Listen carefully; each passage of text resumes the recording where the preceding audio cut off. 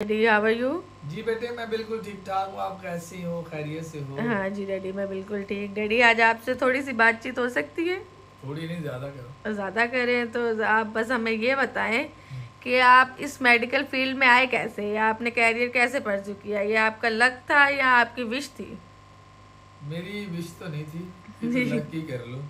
क्योंकि मैं तो, मेरी विश तो थी कि मैं फौजी बन। स्कूल के ज़माने में भी मैं मेजर अजीज़ भट्टी, राशिद मनाज की फ़ोटो में लगाया करता था अपने जी स्टडी जी डेस्क के अंदर। और मैंने अप्लाई भी किया ISSB, जिसमें मैं नाकाम हो गया, यानी डेफर हो गया।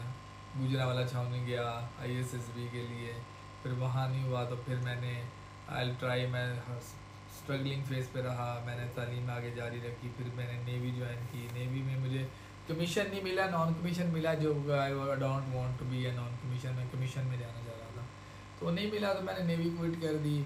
और फिर मैं बैचलर्स BSc कर रहा था। BSc करते करते मैंने सोचा कि अब क्या करें।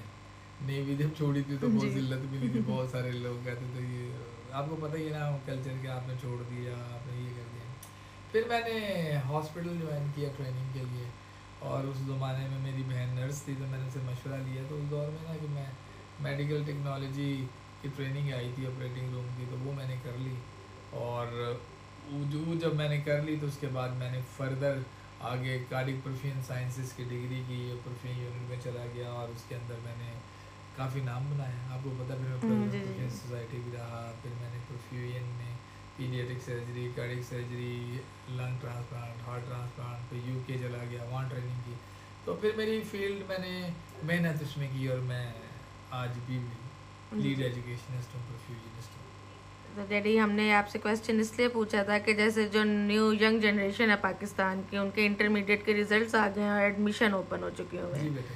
तो हम आपसे एडवाइस लेना चाहते हैं ना यंग जनरेशन के लिए कि उनको कौन सा कैरियर परस्यू करना चाहिए। लाइक डिमांड एंड सप्लाई देखा जाए तो उनको IT में इस टाइम फ़ायदा होगा, मेडिकल में होगा, इंजीनियरिंग में होगा, या जो बच्चे पढ़ना ही नहीं चाहते, लाइक एजुकेशन में उनका इंटरेस्ट ही नहीं है, उनका इंटरेस्ट ही जो है स्पोर्ट्स में है, एथलीट्स बनना चाहते हैं, तो वो क्या करें इसका? अच्छा, मैं एक चीज़ बताऊं, जैसे मेरा दौर था तो परफ्यूजनस की फील्ड ऐसी डिमांड थी बहुत ज़्यादा। जी जी लोग कम थे, परफ्यूजनस के बारे में पता ही किसी को कुछ नहीं था।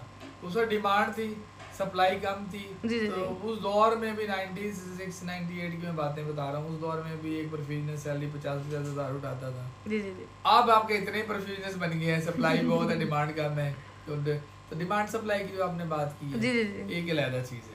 लेकिन मैं या पेरेंट्स को यहाँ कहना चाहता हूँ कि इस बच्चों पे ना फोर्स ना करें कि आपने डॉक्टर बनना है, आपने इंजीनियर बनना है, आपने इसमें बच्चे के जो स्किल्स हैं, जी अगर वो IT में इंटरेस्टेड है तो उसे IT करना चाहिए। अगर बच्चे स्पोर्ट्स में जानते हैं तो स्पोर्ट्स करना चाहिए। अगर बच्चा मेडिकल में है तो मेडिकल में जाना चाहिए।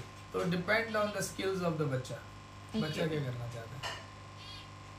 All right. तो हम बस आपसे यही पूछना चाह रहे थे कि जैसे अगर कोई पेरेंट्स हैं वो अलाउ नहीं करे अपने बच्चे को कि भाई आप नई स्पोर्ट्स में जाए, तो उसको क्या करना नहीं चाहिए? नहीं उसको नहीं, मैं यही तो पेरेंट्स को कहना चाहता हूँ कि जाने दें। जान। ये देखे ना, अभी आपके साथ आजकल तो पैसे ही स्पोर्ट्स में सारा पड़ा हुआ है। जी जी आप एक छक्का लगाते हो तो आपके बिलियंस के आप मालिक बन जाते हो। जी अभी आप हमारे स्पोर्ट्स के जो बहुत हमारे हीरो, कौमी हीरो, जी क्या नाम मुझे अभी बच्चा अरशद नहीं है, नदीम। अरशद नदीम, देखे ना, पूरे उसने पाकिस्तान का नाम पता कि जो आप कहते हैं गुमनाम इंजीनियर्स डॉक्टर पढ़े, किसी को पता ही नहीं है, लेकिन उसने देखो नमाया कारकर्दगी जी जी क्या की। तो इसलिए हर फील्ड में आप पाकिस्तान की खिदमत कर सकते हो। तो मैं इसलिए कहता हूँ कि तमाम जो भी प्रोफेशंस हैं वो रिस्पेक्टेबल है, बशर्ते कि आप मेहनती हो। ओके। और डैडी कुछ स्टूडेंट्स हैं जैसे जो ग्रेजुएट हो जाते हैं, पाकिस्तान में जॉब्स का काफ़ी इशू चल रहा है, तो आप उनको क्या कहना चाहेंगे? लाइक 2-3 इयर्स जो है उनको सिर्फ इंटर्नशिप ही करनी है, अर्निंग कुछ नहीं हो रही,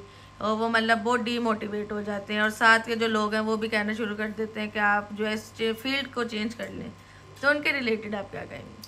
बेटा मेरा, देखिए, मैं स्कूल यूनिवर्सिटी में भी पढ़ाता रहा बच्चों को, ख़ास तौर पे परफ्यूजन साइंसेस के बच्चों को। तो मेरा हमेशा जब भी ये कहना था और आज भी ये कहना है कि आप बच्चों को डीमोटिवेट ना करें। नंबर 1, जी हर चीज़ का एक वक्त होता है, और आप जो है ना लगे रहें, मेहनत करते रहें, आपको फल ज़रूर मिलता है। क्योंकि जो अल्लाह की ज़ात है ना, जो रब है, रब्बुल आलमीन है, जो खुदा ताला है, वो कभी भी बंदे को मायूस नहीं करता। जब इंसान को उसने अशरफुल मखलूक़ात बनाया है तो वक्त तो देर तो लगती है लेकिन अंधेर नहीं होता किसी में। तो आप सबको प्रोफेशन, जितने भी प्रोफेशनल बच्चे हैं, आपको जॉब्स मिलेंगी, टाइम लगता है, कभी कभी टाइम, कभी हर चीज़ का एक वक्त होता है।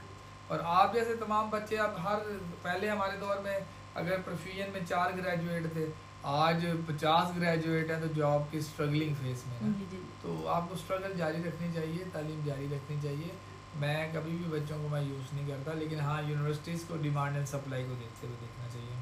अगर आपके पास प्रोफेशन कम है तो आप उनके बच्चे ग्रेजुएट ही कम निकालें ना, दूसरे शोबे जहाँ पे ज़्यादा है, तो वहाँ जहाँ डिमांड ज़्यादा है वहाँ की आप जो है ना सप्लाई बढ़ाएं, और जहाँ ऑलरेडी सप्लाई बढ़ी हुई है तो फिर वहाँ पे फिर आप अपने टैलेंट को वेस्ट ना करें और आप उन्हें डिफरेंट प्रोफेशंस में जाने का मौका दें। ये इसके लिए तो जो ज़रूरी चीज़ है ना, कैरियर लैडर जो क्लासेस होते हैं, काउंसलिंग, कैरियर काउंसलिंग, जो आपने बोला FSC इंटर के बाद के बच्चों, उनकी काउंसलिंग करनी ज़रूरी है कि ये डिमांड चल रही है, ये सप्लाई है, आपका इंटरेस्ट है तो ये करें, ये इंटरनेशनल उसका लेवल है और ये डोमेस्टिकली आपको क्या सूरत हाल मिलने वाली है। तो डिपेंड होना और आपके स्किल्स पे डिपेंड करता है, लेकिन मैं यूज़ नहीं हूँ।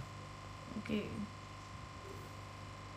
ठीक डैडी, हम समझ गए। अच्छा, उसके अलावा आप ये बताएं कि अगर कोई आजकल जैसे न्यू फील्ड्स आ गई हैं, मीडिया की फील्ड्स हैं, जिसके अंदर आप घर पे बैठे व्लॉगिंग कर रहे हैं और इसके अलावा आप कंटेंट क्रिएटर्स हैं, उसके बारे में आप क्या कहेंगे? यार मेरा तो कहना, अगर आप मीडिया में नहीं तो मीडिया की डिग्री लें। जी जी जी। ऐसे ना, मतलब हाँ लोग घर बैठे पैसा कमा रहे हैं, जैसे कुछ भी चल जाता है आजकल। तो कोई भी पब्लिक कोई भी चीज़ को, ना आपने कुछ पढ़ा हो या ना हो, जी जी। आप वो घर की सिंपल बर्तन वाली वीडियोस भी हिट हो जाती हैं, लोग पैसा कमा रहे हैं। ये तो एक अपनी लक पे है, मीडिया, सोशल मीडिया का ज़माना। लेकिन अगर मेरे से एडवाइस लेंगे तो फिर अगर आप मीडिया में जाना चाहते हैं तो आप मीडिया मास की डिग्री। जी जी। मतलब ऐसे सिंपली उठ के, ऐसे नहीं कि आज हम उठे, आज हमने मुँह धो लिया, आज क्या हुआ। मतलब कि आपका जो कंटेंट है इंफॉर्मेटिव होना चाहिए, एजुकेशनल होना चाहिए और कोई सिखाने वाला कंटेंट होना चाहिए। ये नहीं है कि आज बर्तन धो लिए हैं, आज अम्मी से लड़ाई हो गई है। तो आजकल तो यही हिट चल रहा है, जी जी। इसी की डिमांड है। इसमें आपको तालीम की भी ज़रूरत नहीं है, चाहे पढ़े हैं नहीं पढ़े हैं, लोग बहुत पैसा कमा रहे हैं।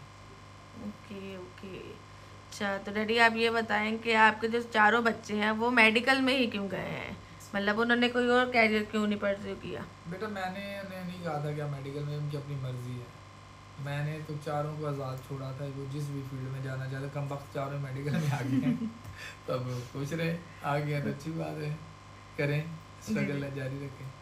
अच्छा, तो हम डैडीज व्लॉग को यहीं एंड करेंगे एक पॉजिटिव बात के साथ, जो आप अभी स्टूडेंट्स को बताएं जो कैरियर परस्यू करने वाले हैं। वैसे तो आप ऑलरेडी बहुत कुछ बता चुके हैं, मगर कोई उनके लिए कोई बच्चों के लिए जो आपने बात की, स्टूडेंट्स के लिए, तो उनके लिए एक शेर है जो मैंने मैट्रिक में अपने दौर में बोला था, आज आपके लिए बोल रहा हूँ, स्टूडेंट्स के लिए बोलता हूँ।